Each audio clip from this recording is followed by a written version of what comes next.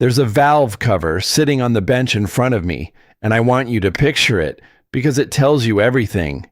It came off a Camry. Nothing exotic. The 4-cylinder, the one that's supposed to run forever. The car people buy specifically because they never want to think about it again. And when I pulled that cover off, the underside wasn't shiny metal with a thin film of oil on it. It was coated in this brown-black crust, thick as peanut butter, packed into every corner. The little drain holes that let oil fall back down into the pan were plugged solid.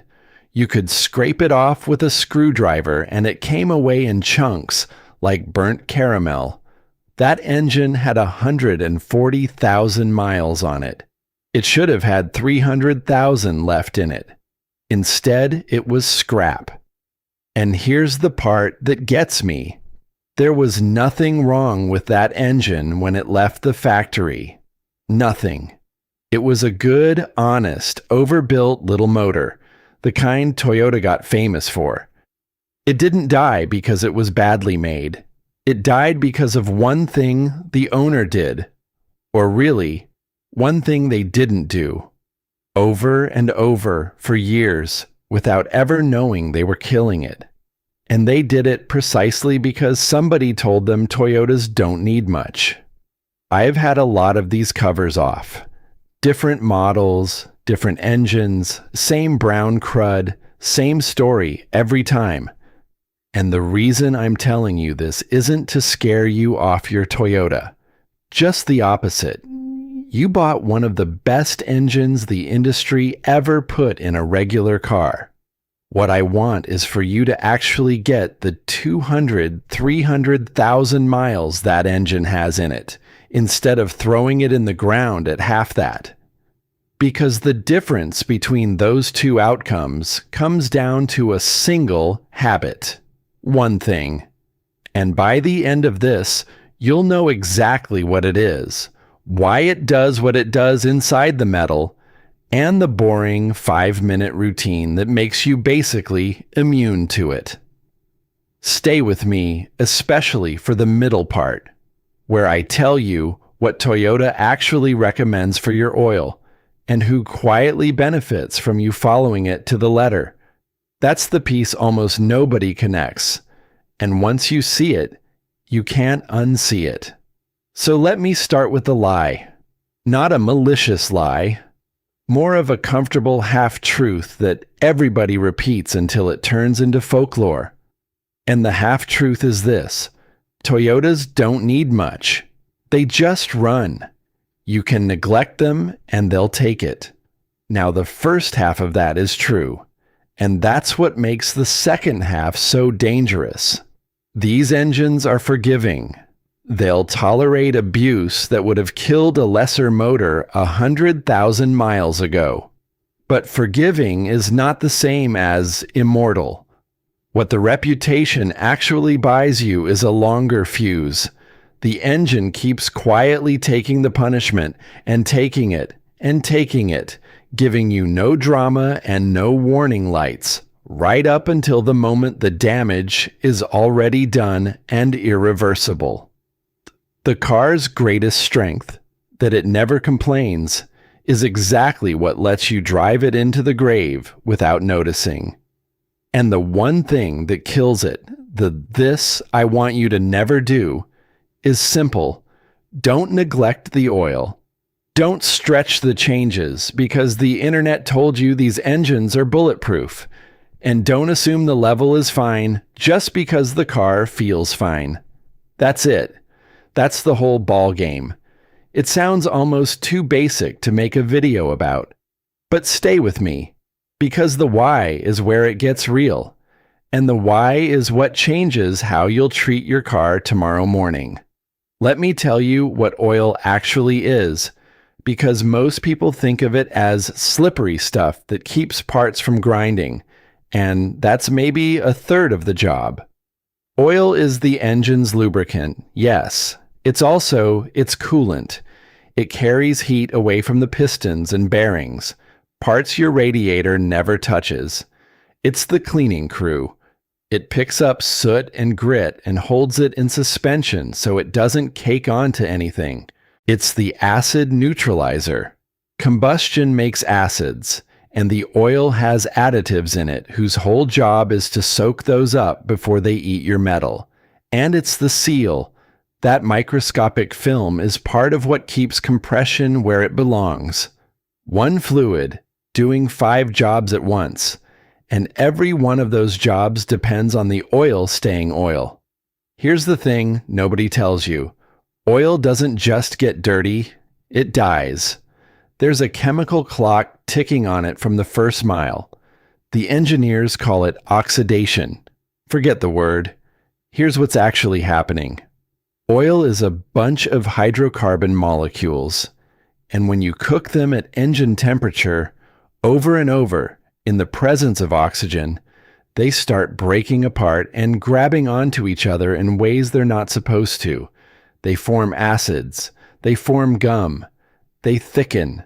The additives that were fighting all this, the detergents, the dispersants, the acid neutralizers, get used up. They're consumable, like the tread on a tire, and when they're gone, they're gone. The oil that was protecting your engine turns into the thing attacking it. That's the foundation. Oil is alive on a timer, and when it dies, it doesn't just stop helping. It turns into sludge. Now let me walk you through exactly how that sludge forms, because once you understand the recipe, you'll understand why certain drivers cook it up faster than others without ever knowing. Start with heat. Every time that oil rides along the underside of a piston or squeezes through a hot bearing, it takes a beating. Get it too hot for too long. Let it sit in there for too many miles, and the oxidation I just described runs faster. That's ingredient 1. Old oil, cooked too long. Ingredient 2 is the one that surprises people. Water. Your engine makes an astonishing amount of water. When gasoline burns, one of the 2 things it turns into is water vapor. The other is carbon dioxide.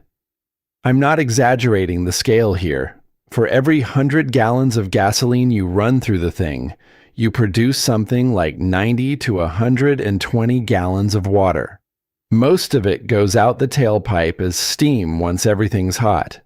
But a little bit of it every single time sneaks past the piston rings down into the crankcase where your oil lives. Along with it comes raw, unburned fuel and a load of soot. Mechanics call that blow-by, and even a brand new engine does it. It's normal. The oil is designed to handle a certain amount. Now here's where the driver comes in. When your engine gets fully up to temperature and stays there, a good half-hour highway run, that water and that raw fuel boil right back out of the oil and vent away. No harm done. But if you only ever drive the car 3 miles to the store and 3 miles back, the engine never really gets hot enough to cook that moisture out, so it stays. It mixes into the oil. And water plus those combustion gases makes acid, and it accelerates the whole breakdown, and it feeds the sludge. That's the cruel irony of it. The gentle little short-trip commuter, the person who barely drives, the one who thinks they're being easy on the car. They are often the hardest on the oil. That grandma-owned, low-mileage cream puff can have a nastier crankcase than a highway car with triple the miles. Stack those together, oil left in too long, plus short trips that never burn off the moisture, plus the additives quietly getting depleted the whole time, and you get sludge. Thick, gummy, brown-black tar that settles into the low spots and the tight passages of your engine. And now, let me tell you what it actually does. Because this is where a maintenance story turns into a dead engine. Down in the bottom of your oil pan, there's a little pickup tube with a screen on the end of it. That's the mouth the oil pump breathes through. Every drop of oil in the engine has to get sucked up through that screen, and sludge, being heavy, settles right down there and starts to coat it. Bit by bit, it blocks the screen. Now your oil pump, a perfectly good pump, is trying to draw oil through a straw that's half clogged. Pressure drops, flow drops. And the parts at the far end of the system, the ones that need oil the most and are the least forgiving about not getting it, start to starve. Those parts are your bearings. The plain bearings the crankshaft and connecting rods ride on. Here's a thing most people never picture. Those bearings don't actually touch the metal shaft spinning inside them. Not when everything's working. The shaft floats on a wedge of oil pressure thinner than a human hair, and that film is the only thing standing between a crankshaft doing 3,000 RPM and the soft bearing shell around it. It's an incredible piece of engineering, and it's completely at the mercy of oil flow. Choke off the supply, and that film collapses. Metal touches metal. And at a few thousand RPM, that goes from fine to catastrophic in seconds. That's the knock people describe, the death rattle from the bottom of the engine. By the time you hear it, the crank's already chewed up. That's a new engine. And I'll tell you where this bites hardest.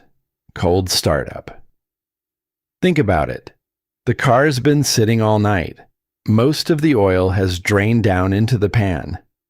When you turn the key, for the first few seconds, those bearings and that top end are running on the thin film left over from yesterday while the pump scrambles to get pressure back up top.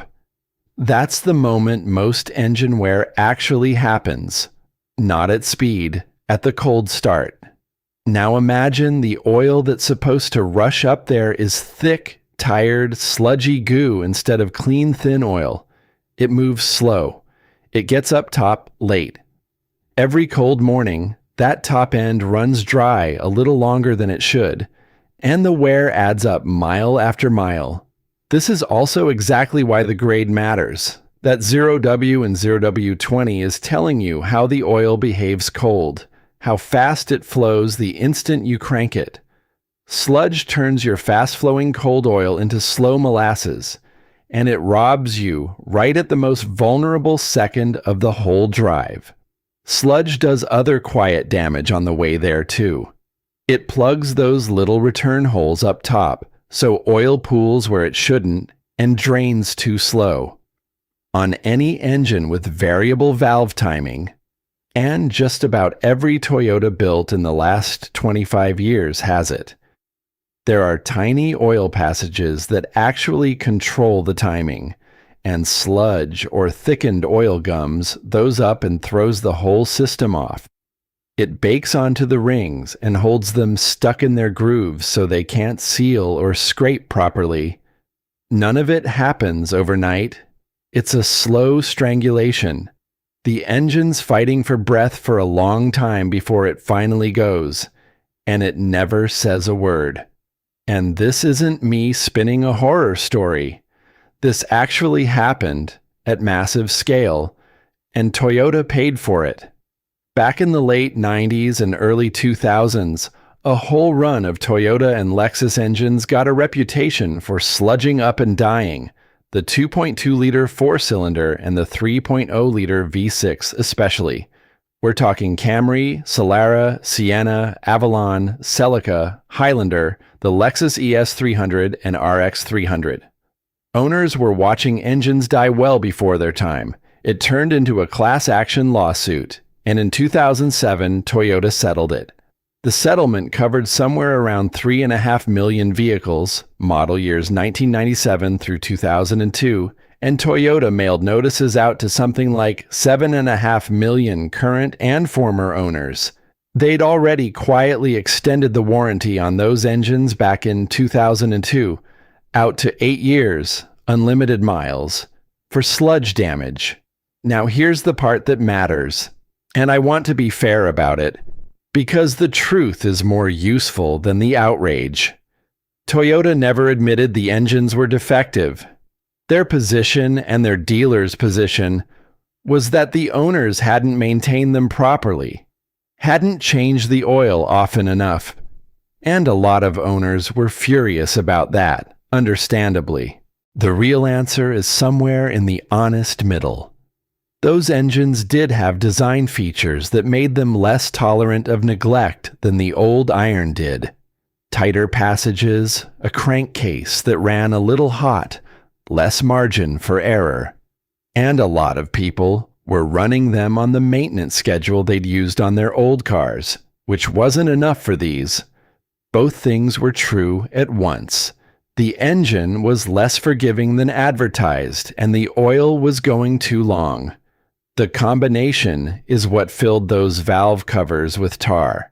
I'll be straight with you about the modern engines too, because I don't want you thinking this is just an old car problem you dodged by buying new. It's not, and in some ways, it's worse.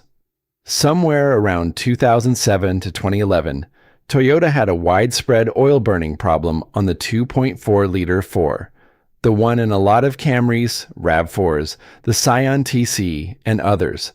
The piston rings were designed in a way that let them clog up and stop scraping oil off the cylinder walls, so the engine just started drinking oil, sometimes a quart every 800 or 1,000 miles.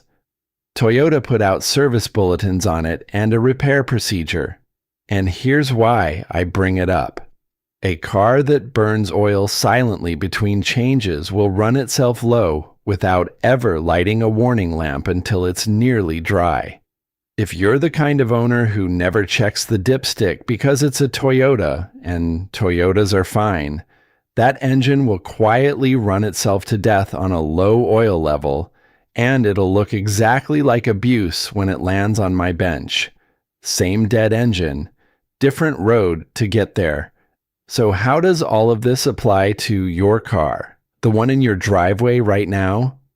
Let me get practical. Pop the hood and pull the dipstick. Not to change anything, just to look. The oil should be amber to light brown, and it should be up at the full mark. If it's black as coffee and thin, or if it's low, or if it feels gritty between your fingers, your engine is trying to tell you something, and you're the first person who's bothered to listen in a while. That 30-second check, done once a month, catches the oil burner before it starves and gives you a running read on how your oil's actually holding up. It costs you nothing. Almost nobody does it. Now, let me show you one or two more things that round this out, because there are a couple of related traps sitting right next to this one.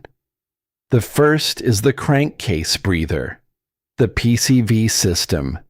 There's a valve, cheap little thing, that lets those blow-by fumes get pulled back into the engine and burned instead of building up pressure and moisture in the crankcase. When it clogs, and on a neglected engine it does clog, moisture and pressure build up, and that feeds the exact sludge process I just walked you through. It's a $10 or $15 part. Most people have never touched theirs. On an older high-miles Toyota, it's worth knowing where it is and swapping it. The second thing is the oil filter, and this one people get cheap on without realizing what they're gambling with. The filter's job is to catch the grit and soot and metal before it circulates back through your bearings. But here's the part that matters on a Toyota. When a filter clogs up, because it's old or because it's a bargain bin one that packed full early, it doesn't just stop the engine. There's a little bypass valve built in that opens and lets oil skip the filter entirely. So the engine keeps getting oil even if it's dirty oil. That's a safety feature, and it's also a trap, because it means a clogged filter never announces itself. It just quietly starts sending unfiltered, gritty oil straight to your bearings. So put a decent filter on it. a genuine Toyota one, or a quality name brand. Every time you change the oil, not every other time. It's a few dollars of difference, and it's filtering the same oil that keeps that hair-thin film alive.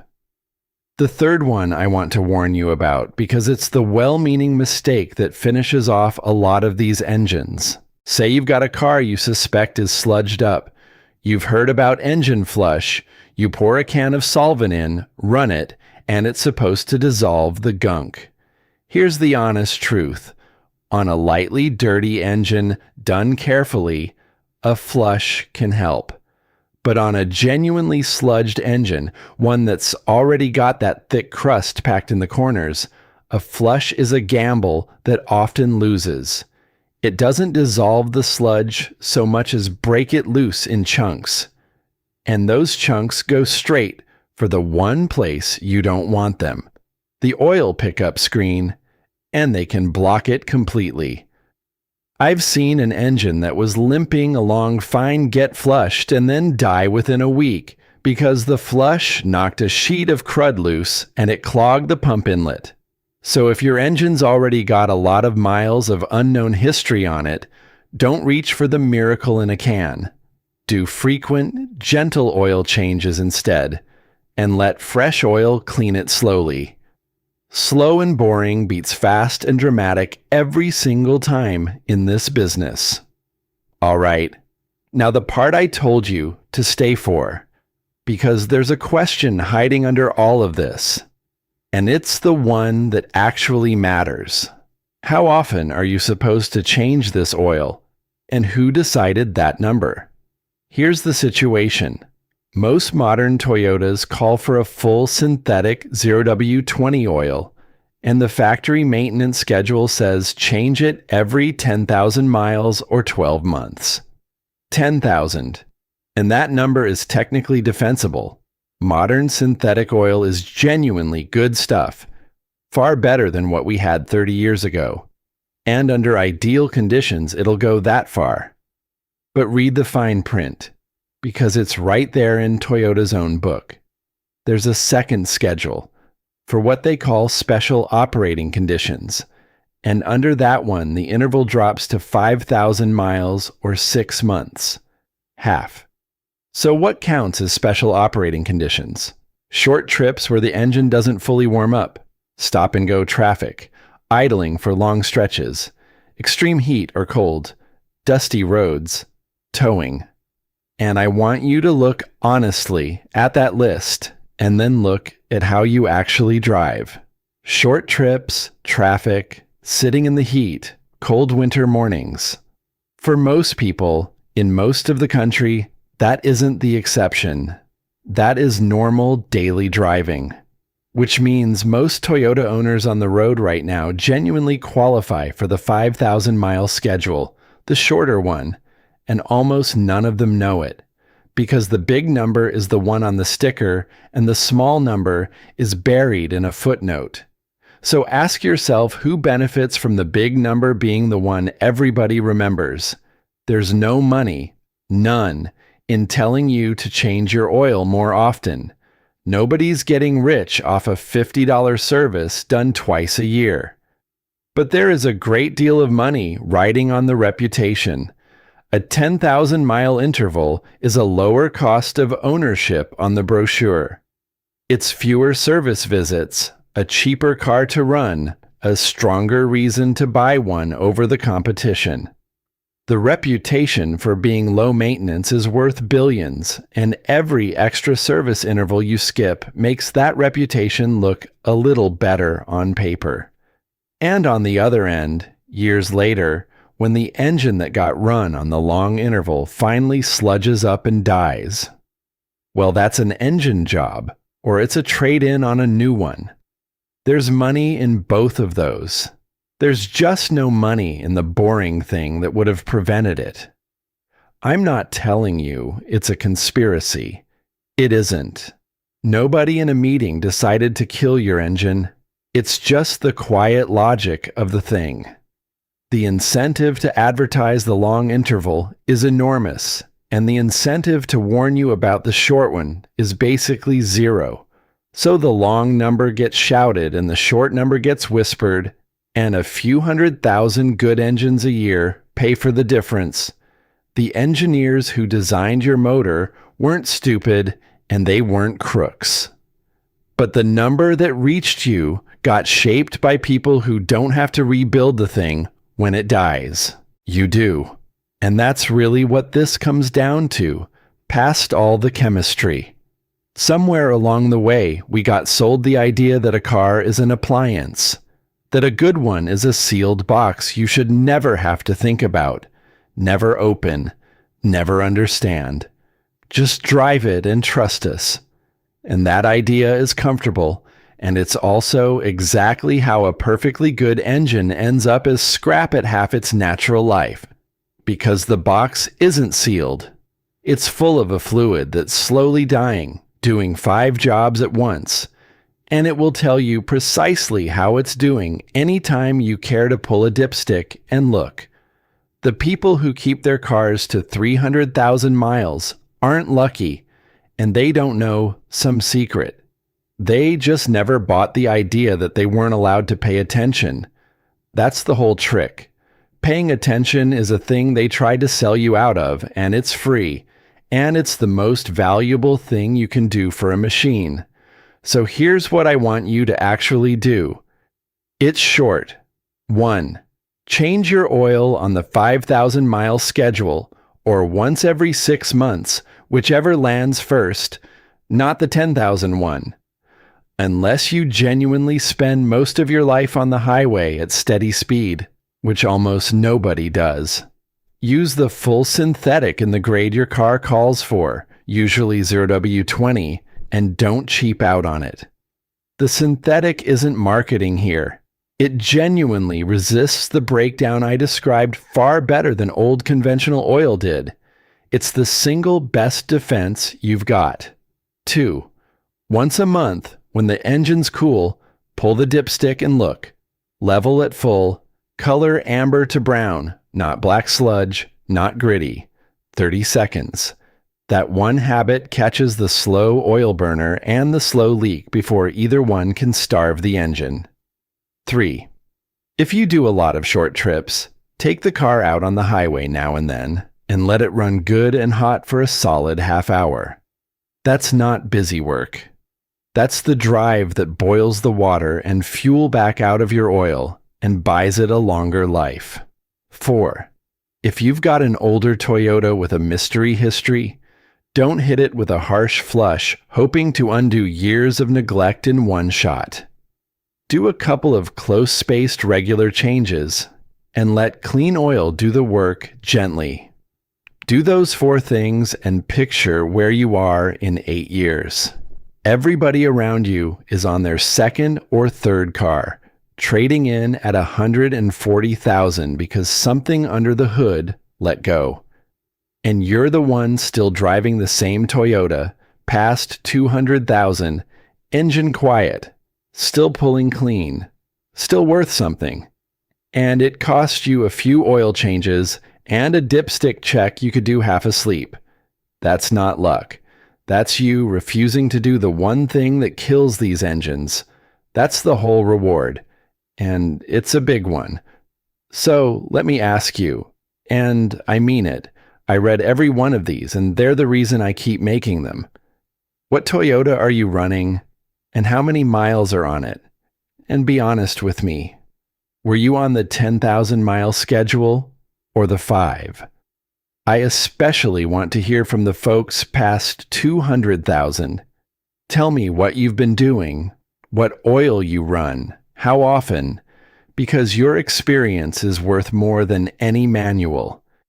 And if you've ever pulled a valve cover and found that brown crud yourself, tell me what the car was and what did it in. Drop all of it in the comments below.